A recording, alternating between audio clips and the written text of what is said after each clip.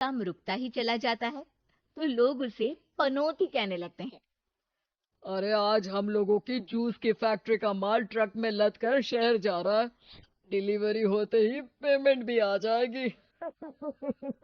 लाखों रुपए का माल है। लेकिन थोड़ी ही देर में रितु का पति दौड़ता हुआ आता है। पिताजी, पिताजी, वो जूस से भरा ट्रक पलट गया। सारा जूस पास की नाली में बह गया। हे भगवान, तेरी शादी के बाद ये पहली बार ऐसा हुआ है। मैं तो बोल ही रहा था कि इस लड़की की कुंडली बनवा लो। देखा, आए दोनों नुकसान।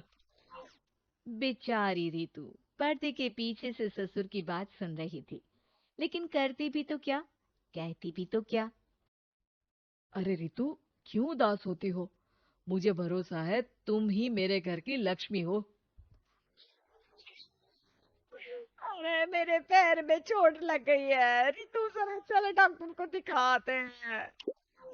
रितु सास के साथ डॉक्टर के घर जा ही रही होती है कि उसका पैर फंस जाता है और वो सास पर गिर जाती है।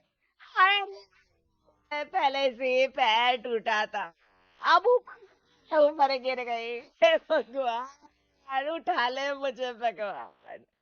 आई, आई, आई, आ,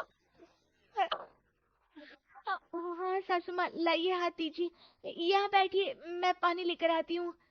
हाय रे, अब तो डॉक्टर भी चला गया होगा। अरे इस लड़की के कारण पता नहीं मैं अपने पैरों पर खड़ी भी हो पाऊंगी कि नहीं। माँ, बहुत घबराहट हो रही है। कल मेरी अपनी खुद की फैक्ट्री शुरू होने वाली है। पता नहीं कैसा रहेगा मेरे लिए बिजनेस।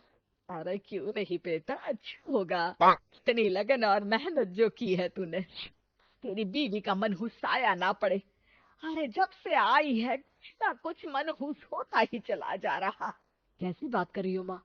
एक तो वो अपना घर परिवार छोड़कर हमारे लिए यहाँ आई है, और तुम हो कि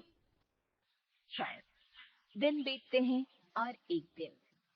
निकल इस घर से। मैं जब से यह लड़की मेरे घर की बहू बनी है, हर जगह घाटा, हर जगह नुकसान। कभी सास का पैर टूट रहा है तो कभी जूस का ट्रक ही गिर जा रहा है। अरे अब तो हद ही हो गई। मेरे बेटे का इतना भारी एक्सीडेंट कि वो कोमा में चला गया। वो तो शुक्र है कि जान बच गई। नहीं नहीं, हम ऐसी लड़की को अपने घर में रख ही नहीं सकते हैं। अब तो रितु को भी लगने लगता है कि वो मनहूस है। वो चुपचाप घर छोड़कर निकल जाती है। चलते चलते रितु एक जंगल में झोपड़ी में पहुंच जाती है, जहां एक साधु तपस्या कर रहे होते हैं। आ गई बेटी, क्यों परेशान होती है? ये तो जीवन का नियम है। इंसान हमेशा नकारात्मक चीजों को ही सुनता, देखता और समझता है।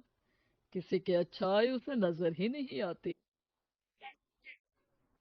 आपने मुझे बेटी कहा, शरण तो दे दीजिए बाबा, मैं आपके काम कर दिया करूंगी, बस आपके जीवन में मेरे जैसी बेटी की वजह से कुछ बुरा ना हो।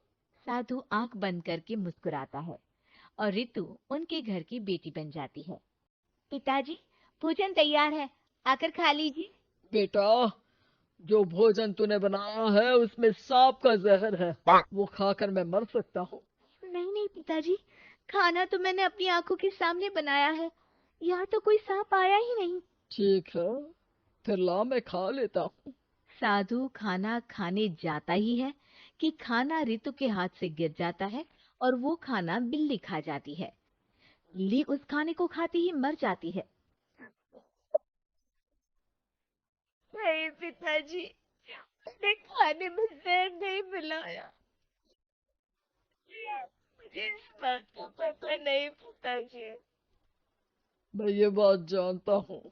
खाने में जहर का मिलना और इस खाने का गिरना, ये तो पहले से ही तय था। इसमें तुमने कुछ नहीं किया है बेटी।